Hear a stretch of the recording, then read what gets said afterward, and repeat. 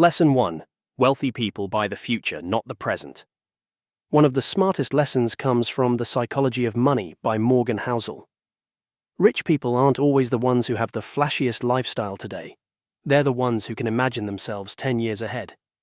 Think about it. When everyone else spends their bonus on a new phone, the wealthy are putting that same money into assets that quietly grow, stocks, businesses, and even relationships. They're literally buying the future at a discount.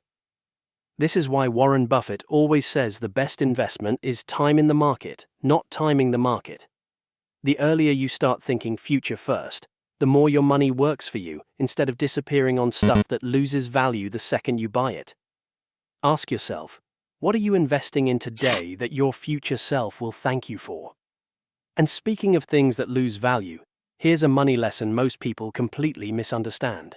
Lesson 2. The rich don't fear debt, they redefine it. Robert Kiyosaki's Rich Dad, Poor Dad drilled this lesson home. The rich don't avoid debt, they use it. The poor say, I can't afford it. The middle class says, I'll save up. The rich say, how can I make this asset pay for itself? Bad debt buys you things that rust, rot, or depreciate. Good debt buys you cash flow, assets that pay you back. That's why someone with millions can take on a $5 million loan and still sleep peacefully at night, because they know the money is flowing back faster than the interest is stacking up. Most of us were taught to fear debt like it's a financial fire. Debt is like electricity, dangerous when uncontrolled, powerful when mastered. The rich know how to flip the right switches. But even if you master debt, there's a quieter trap. Something money books almost whisper about but never say loudly enough. Lesson 3. Envy will bankrupt you faster than any bad investment. This one comes straight out of Charlie Munger's wisdom, often mentioned in investing books. He said, envy is the one sin that's never fun. You gain nothing, but you risk everything. Envy makes you spend money you don't have to impress people you don't even like. That's why so many people who look rich are broke. They're playing a losing game. The lesson here is simple. Your wealth is a scoreboard only you should be tracking. The second you start competing with neighbors, co-workers, or Instagram strangers for those expensive cars, you're already losing. Lesson 4. Wealth is what you don't see. The richest people often don't look rich. This lesson from the millionaire next door is a total mind-bender. Their money isn't showing up in designer clothes or flashy cars. It's sitting quietly in investments, growing where no one can see it. Every time you see someone flexing a $5,000 watch, just know that's $5,000 that isn't compounding for them anymore. True wealth is invisible. It's the calmness of having 6 months of expenses saved. It's the dividend checks you don't have to brag about. The people who get it don't need to scream they're rich. If hidden wealth is the goal, then here's the sneaky system that ensures you'll always keep more than you spend. Lesson 5. Pay yourself like you're an employee. George Clayson's The Richest Man in Babylon gave one timeless lesson. Always pay yourself first. But you have to treat it like a bill. Think about it.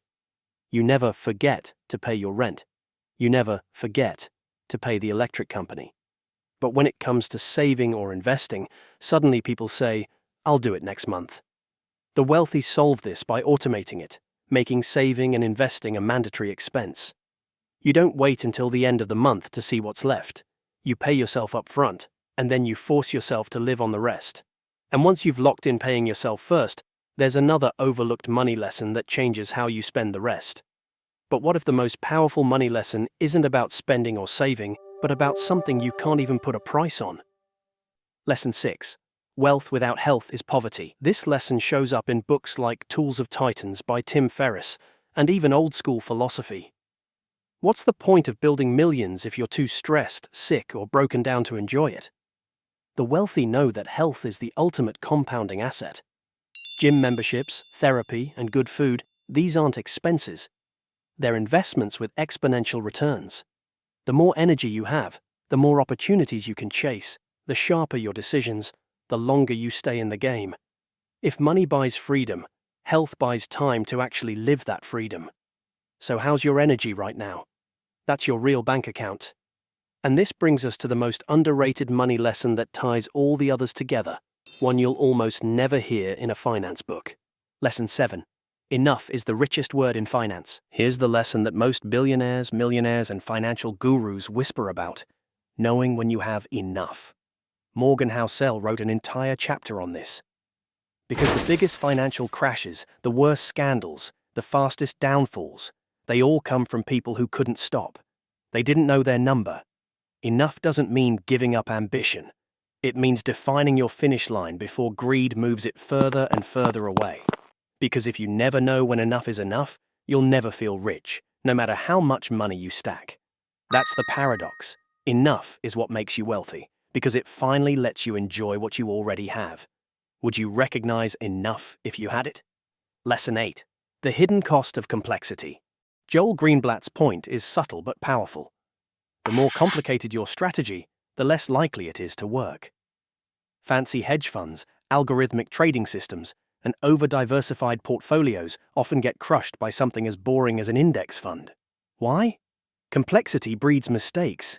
Every extra layer increases your chances of being wrong. If you can't explain your investment plan in a few sentences, it's probably not a good plan. Simplicity beats brilliance over the long run, but keeping it simple doesn't mean playing it safe. Lesson 9. Avoiding all risk is the biggest risk. Nassim Taleb argues that systems, businesses, and even people grow stronger when exposed to stress and risk. If you play it too safe with money, keeping it all in cash, avoiding the market, you might feel secure, but inflation quietly erodes your wealth every year. Playing it safe guarantees you'll lose. Think about Kodak. They stuck to film cameras and avoided the risky bet on digital photography, even though they helped invent it. By playing it safe, they got crushed when the market shifted. The smarter move is controlled risk. Invest where short-term losses are possible, but long-term gains are almost certain. Stocks, real estate, even your own skills. The danger isn't volatility, it's stagnation. So if risk makes you stronger, what happens when you actually fail? That's where the next lesson comes in. Lesson 10. Never play games that end you. Taleb again hits hard here. If an investment has a small chance of wiping you out completely, it's not worth it, no matter the upside. That's why smart people avoid putting all their money in one startup, one stock, or one bet. Survival is the real measure of financial intelligence, because if you're out of the game, you can't benefit from time, compounding, or experience. Stay in the game long enough, and money has a way of finding you. But staying in the game requires more than survival. It requires understanding this next invisible force. And that leads us to the final lesson, the one most books circle around but rarely say out loud. So after pulling the best money lessons from across all these books, the real secret isn't about budgets or apps or hacks. It's about shifting the way you see money. Your number one job with money? Stay in the game. So here's your 3-step challenge. Pick one lesson that hit you the hardest, apply it this week, and see how it changes your perspective. Then hit that subscribe button for more insights.